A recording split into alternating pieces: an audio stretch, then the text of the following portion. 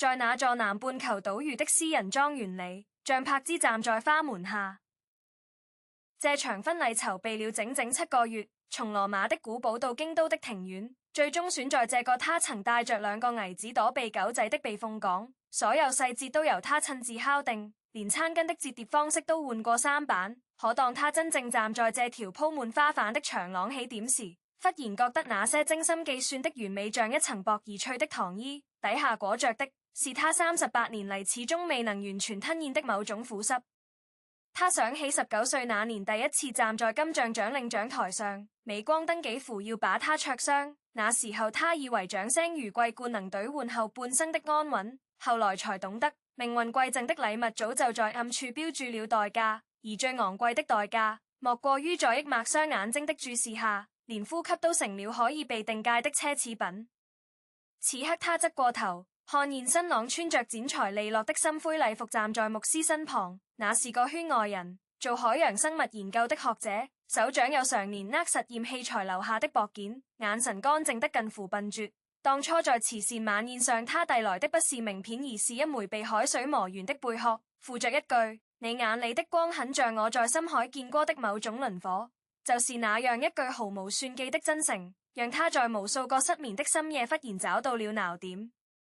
可他也清楚，這段關係從被媒體捕捉到第一張同框照片開始，就注定要被架上輿論的烤爐。身價暴漲的傳聞，前夫家族的動向，2個兒子的撫養權爭議，所有標籤都繪像藤壺般附着在這艘好不容易找到平靜航向的小船上，而他唯一能做的，就是在暴風雨再次來臨時，確保自己不再是那個只會緊緊抱住桅杆的少女。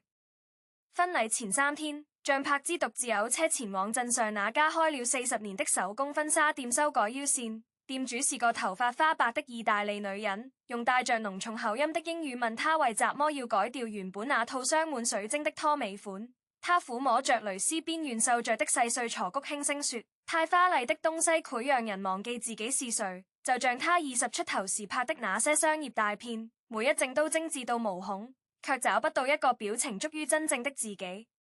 店主帶給他一杯濃縮咖啡，鏡子裡映出他卸妝後素淨的臉，眼角的細紋在午後光線下清晰可現。可他第一次覺得這些紋路比任何珠寶都珍貴，因為他們記錄着深夜抱着發燒的兒子在醫院走廊踱步的焦灼，記錄着被惡意剪輯的綜藝片段播出後躲在洗手間磨聲落淚的屈辱，也記錄着某個清晨推開窗看見2個孩子在花園裡追逐蝴蝶時忽然衝上的那種近乎疼痛的幸福感。他想起上個月帶 Lucas 和 Quintus 去斐濟潛水，12歲的 Quintus 在海底撿到一塊心形珊瑚，浮出水面時舉着那塊珊瑚大聲喊：媽咪，這是送給你的新家禮物。而15歲的 Lucas 只是安靜地游過來，握他的手，那個動作讓他仿佛看見少年的輪廓裡潺潺浮現出某個人的影子，那種沉默的帶着審視的溫柔，像一把雙刃劍，既讓他想起婚姻破裂時那些冷徹骨髓的對視，也讓他承認，即便愛已成灰，父親這個身份在兒子們生命裡刻下的溝壑，永遠不會被新的潮水填平。他並非沒有設想過今天這個場景的可能性。心理醫生建議他提前和孩子們做一次正式溝通，可他始終開不了口，因為 Quintus 曾在他手機屏保換成雙人合照那晚，抱着枕頭鑽進他鼻窩，悶聲問新爸爸會不會帶我們去找螃蟹。而 Lucas 只是把耳機音量調到最大，盯着平板電腦上某個科學紀錄片的畫面，瞳孔裡映着游動的藍鯨，仿佛在無聲地劃清某種邊界。他當然知道15歲的少年早已學會用搜索引擎拼湊父母分辨的全部碎片，那些法庭文件、八卦週刊的封面，甚至被網友逐證分析的訪談視頻，都像隱形的刺扎在青春期敏感的心瓣上。可他始終相信，與其用謊言的絲綢包裹真相，不如讓時間本身成為最溫和的溶解劑。所以他只是把婚禮日期和地點寫在一張素色卡片上，壓在2個兒子的早餐盤下，沒有附加任何解釋。婚禮當天的晨光來得格外熾，霧氣從海面漫上來，將整座莊園籠罩在一種半透明的虛幻裡。像柏茲凌晨4點就醒了，坐在露台的藤椅上，看着化妝師團聚在客廳裡輕手輕腳地佈置工具，他裹着羊絨披肩，腳趾接觸冰涼的大理石地面，忽然想起多年前某個相似的清晨，他抱着剛滿月的 Lucas 站在香港公寓的落地窗前，看着樓下蹲守的記者們呵出的白氣在鏡頭前形成雙花。那時候他以為只要足夠隱忍，就能把私生活保護成一座磨人攻破的堡壘。可後來發現堡壘的磚石全由他人的窺探欲敲築而成，每一塊都刻着公眾人物的烙印。手機在此時震動了一下，是母親發來的短信，只有4個字：要幸福啊，後面跟着一串哭泣的表情符號。他對着屏幕笑了，眼角卻滲出一點失意，因為母親從未在他面前流過淚。即便在最艱難的打官司階段，那個瘦小的女人也只是每天變着花樣煲湯，把所有的擔憂都熬進食材裡。他起身去叫醒2個兒子，走廊盡頭的客房門虛掩着，他看見 Quintus 四仰八叉地睡在床上，被單由成一團壓在身下，而 Lucas 坐在窗台上，戴着耳機眺望海面，晨光勾勒出他已經開始寬闊的肩線，那側臉讓他的心臟猛地縮緊。因為太像某個人了，那種與生俱來的疏離感，那種用沉默包裹一切的吶喊，像一枚基因的印章，怎麼都抹不去。他輕輕敲門，少年回頭，摘下一隻耳機，目光落在他身上那件改好的婚紗上，蕾絲從胸口蔓延至腰際，沒有裙撐，沒有拖尾，簡潔得像月光裁成的一束。他沒有說話，只是把另一隻耳機帶給他。裡面放的是他20年前唱過的一首老歌，旋律在潮濕的空氣裡微微走調。他忽然就懂了，這個少年在用他的方式說：我記得你曾經是誰，也接受你現在是誰。而 Quintus 揉着眼睛坐起來，看見他立刻歡呼着跳下床，赤腳跑過來抱住他的腰，仰着臉認真地問：今天我可以把花瓣撒在新爸爸頭上嗎？他蹲下來幫兒子繫好睡衣的扣子，忽然覺得那些關於自由如束縛的思辨，在這一刻全部失去了意義，因為他正在被一種比自由更強大的東西穩穩接住。那是2個血緣締造的生命毫無保留的信任，是即便世界以痛吻他，他依然能報之以歌的底氣。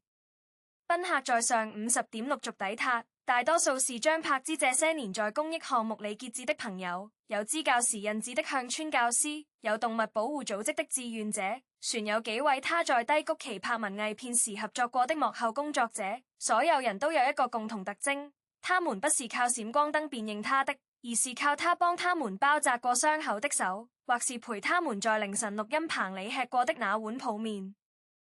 現場沒有邀請任何媒體，安保團聚是新西蘭本地一家以謹慎著稱的公司，連送花的快遞運都要經過3層身份核驗。可即便如此，當直升機攞船長的光明星衝西北方逼近時，張柏芝船是感到脊柱串過一陣熟悉的戰慄。他隔着紗簾望見那架銀灰色直升機降落在莊園外的草坪上，艙門打開，3個身影陸續跳下來。最前面那個穿着黑色西裝的男人，身形被風衣勾勒得利落如刀鋒，即便隔了數百米，他也能從那步態裡辨認出謝霆鋒特有的帶着些苦悶不經心的壓迫感。他原以為他會通過律師法嚟正式函件，或至少在婚禮前夕打一通禮節性的電話，但他選擇了最直接也最令人措手不及的方式，帶着2個兒子徑直闖入這個他好費心血建構的、試圖與過往切割的新空間。現場空氣瞬間凝固了，正在調音的弦樂4重奏停下琴弓，端香檳的侍者托盤微微傾斜，連海鳳都仿佛滯了1秒。而謝霆鋒站在花廊入口，目光越過簇擁的白色繡球花，準確忘地盯在他臉上，那眼神裡有審視，有某種被壓抑的躁動，但更多的是一種他太過熟悉的觸於父親本能的境界，仿佛在確認這片新的土壤是否真的能供他的樹苗繼續生長。Lucas 跟在他身後半步的位置，少年臉上沒有任何表情，那種刻意的平靜反而比任何憤怒都更讓人抽心。而 Quintus 已經跑過去拉住謝霆鋒的袖口，仰頭說着雜麼，大概是在炫耀昨天看到的鯨魚尾巴。童子的聲音在緊繃的空氣裡挖開一道小小的缺口。張柏芝提起裙擺，踩過滿地的玫瑰花瓣走向他們，每一步都踏在自己的心跳上。婚紗下擺被露水沾濕，沾了幾片碎葉。他走到距離謝霆鋒3步遠的地方停下，這個距離足夠體面，也足夠讓雙方看清彼此眼裏的全部內容。他先開口了，聲音壓得很低，帶着長期抽煙留下的微啞。那句你問過他們未，像一顆石子投入他準備了7個月的心湖，漣漪一圈圈燙開，撞上那些被他精心折疊的預案，撞上那些在心理醫生辦公室裏演練過無數遍的應答，最後卻只化作一聲很輕的笑。他抬頭看着他，忽然發現他的鬢角有了幾根白髮。這個曾經在演唱會上摔碎吉他的叛逆少年，如今也成了潰被孩子家長群消息炒到皺眉的中年人。而他們之間隔着12年破碎的婚姻，6次對簿公堂的撫養權聽證會，以及無數次在偽子學校門口擦肩而過時沉默的對視，那些過往像被海水反覆沖刷的礁石，表面已經變得圓滑，但稜角全部嵌在看不見的深處。他慢慢開口，聲音平靜得連自己都意外。他說：我每晚陪他們做功課時都在問，我給他們做早餐時也在問，我帶他們去潛水看見他們笑的時候更在問。然後他把目光轉向 Lucas， 少年依然戴着單隻耳機，但他的下一句話讓整個莊園徹底安靜下來。他說：我甚至問過他們，如果媽媽選擇一個人終老，會不會讓他們更安心？你猜 Lucas 怎麼回答？他那天把我手機裏所有交友軟件都刪了，然後說：媽咪，你應該找一個能讓你半夜不用偷偷哭的人。謝霆鋒的微風幾不可言地動了一下，那種細微的破綻轉瞬即逝。但他身後的 Lucas 忽然摘下了耳機，少年望着母親，嘴唇抿成一條緊繃的線。而 Quintus 在這時掙脫父親的手跑過去，抱住張柏芝的腿，仰頭大聲說：新爸爸會給我講深海怪物的故事，講得比 Daddy 好。童言無忌像一束突然照進暗室的強光，讓所有大人們精心擁護的面具都出現裂痕。謝霆鋒彎下腰，單手按住 Quintus 的肩膀，力度不輕不重，那是一個父親在克制情緒時的下意識動作。他的視線從張柏芝臉上移到遠處站在牧師身旁的新郎身上，學者模樣的男人沒有回避，反而朝這邊微微點頭，那種坦蕩讓氣氛發生了一絲微妙的變化。張柏芝記得當初決定公開戀情時，他的經紀團隊做了一份長達40頁的風險評估報告，其中用公字標注的最大危機，就是前夫在公開場合的任何表態都可能引爆輿論海斥。但他現在站在這個真實的漩渦中心，反而覺得那些無意推演都蒼白可笑，因為真實的人性從來不會按照風險評估的曲線走。就像此刻謝霆鋒未有像媒體預想的那樣甩出親子鑑定報告或律師函，而是從西裝內袋掏出一隻絨布盒子，打開後裡面躺着一條細細的鉑金手鏈，綴着一枚小小的海螺造型吊墜。他說這是他母親迪波拉託他轉交的禮物。老太太人在加拿大趕不回來，但手鏈是他在張柏芝拍第一部電影那年買的，一直留着等一個合適的時機。這句話像一陣穿過記憶長廊的風，吹開了某扇他以為永遠鎖上的門。他想起當年剛嫁入這家時，迪波拉曾拉着他的手說：娛樂圈的風浪再大，女人最後靠的都是心理那點軟韌。如今那點軟韌存在，只是已經不需要靠任何家族的庇佑來保存了。新郎在這時走了過來，步伐堅定，在張柏芝身側暫定時，很自然地把手覆在她握着花束的冰亮手背上。這個動作讓謝霆鋒的瞳孔收縮了一下，但他沒有發作，而是把目光轉向兩個矮子，用粵語快速地說了一句話，語速太快，現場能引清的只有張柏芝和新郎。那句話是：你哋決定留低定跟我走。Quintus 立刻抱緊了張柏芝的腿，而 Lucas 沉默了幾秒，走到父親面前，身高已經快到謝霆鋒的耳際。少年開口時變聲期的嗓音有些沙啞。他說：Daddy，我今朝早同媽咪一齊睇日出，佢喊咗，但係笑住喊。這句話讓謝霆鋒猛地別過臉去，看向海面的方向，背脊僵直如同一尊被海風侵蝕的石像。張柏芝忽然感到一陣尖銳的酸楚從胸腔衝上喉頭，因為 Lucas 從來沒有在他面前提過那個清晨，那是他獨自在露台流淚被少年撞見的時刻。他以為他戴着耳機怎麼都沒聽見，原來他不近看見了，旋把那個畫面儲存在心裏，作為評判父母關係的某種證據。現場所有的攝像機都被安保人運當在莊園外圍，但賓客中有人悄悄舉起了手機，像柏茲沒有阻止，因為他忽然明白，這場對視從一開始就不是演給外界看的，而是這個家庭在破裂多年後終於有機會進行的一場沒有律師和媒體在場的真正對話。謝霆鋒轉回臉時，眼眶泛着不正常的紅，他伸手想摸 Lucas 的頭，卻在半空中收回，轉為拍了拍自己的西裝袖口，那個動作暴露了他給小視人的局促。然後他看向張柏芝，聲音低下去，帶着一種他很久沒聽過的疲憊。他說：你知唔知我點解要親自嚟？他搖頭。他接着說：因為尋晚 Quintus 發短信俾我，話新爸爸個實驗室有跳識發光嘅魚。我睇到嗰條信息嗰陣，發現自己竟然妒忌一條魚。這句話像一把鑰匙，擰開了某道鏽蝕的鎖。像柏芝想起離婚那年，謝霆鋒在採訪中說：我們之間沒有愛了。可此刻他站在這裏，因為兒子一條關於發光魚的短信就跨越半個地球飛過來。這份近乎荒唐的執着，或苦比任何甜蜜的情話都更接近愛的本質。儘管他早已脫離了男女之情的範疇，演變成一種更複雜的介於佔有與牽掛之間的混沌物。新郎始終保持着溫和的沉默，直到這時才開口。他用帶着德國口音的英語說：實驗室裏確實有一條會發光的深海魚，如果 Quintus 喜歡，歡迎你們隨時來看。這種毫無攻擊性的包容讓謝霆鋒擰了一下，隨即從鼻腔裏發出一聲模糊的哼聲，不知是認同還是嘲諷，但緊掹的肩膀線條肉眼可見地重了幾分。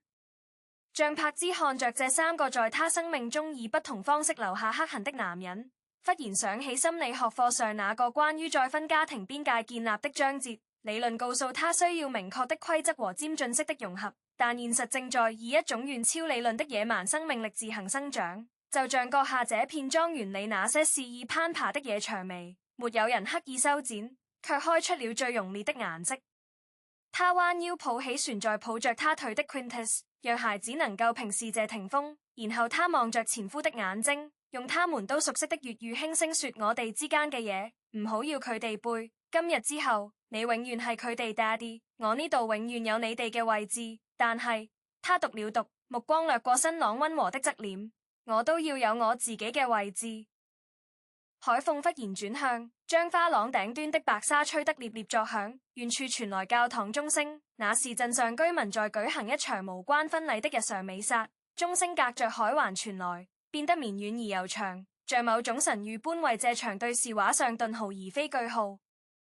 謝霆鋒最終未有留下參加儀式，但他在轉身走向直升機之前，做了兩件出乎所有人意料的事。第一件事把那條海螺手鏈親手繫在 Quintus 的手腕上，對兒子說：幫婆婆睇住媽咪。第二件事走到新郎面前，用標準到黑板的英語說：如果你讓他哭，我會讓你實驗室裏的魚全部學佢說狀話。那個學者竟認真地回答：我的魚只接受純水環境，狀話可能會影響 pH 值。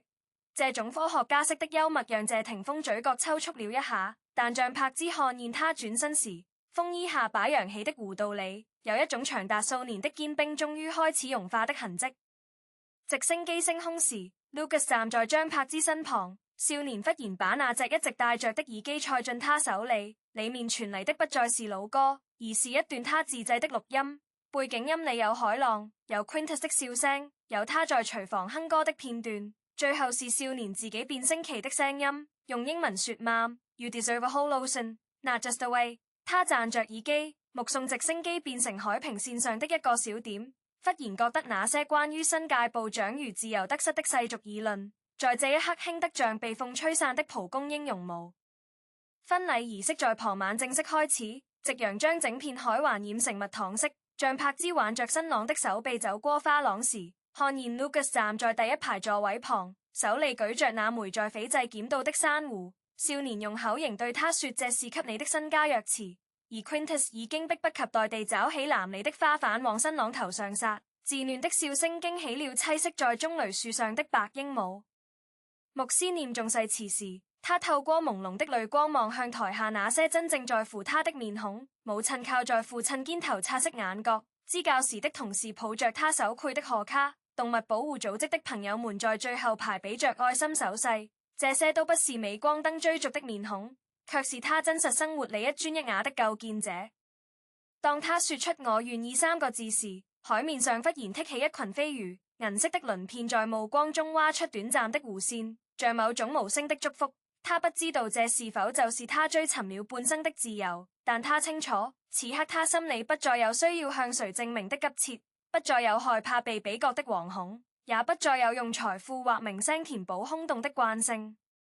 後來媒體將這場婚禮渲染成世紀和解或身價博弈，把直升機降臨的畫面解構成前夫的示威或舊情未了的證據。但像柏茲在3個月後的雜誌專訪裡只輕描淡寫地說了一句話，他說那天他最珍貴的收穫是 Lucas 在以色列速後悄悄告訴他，他刪掉了手機裡所有關於父母離婚報道的截圖文件夾，那個文件夾有12000張圖片，而他決定把它們換成自己拍攝的母親在新家廚房裡笑着煎蛋的照片。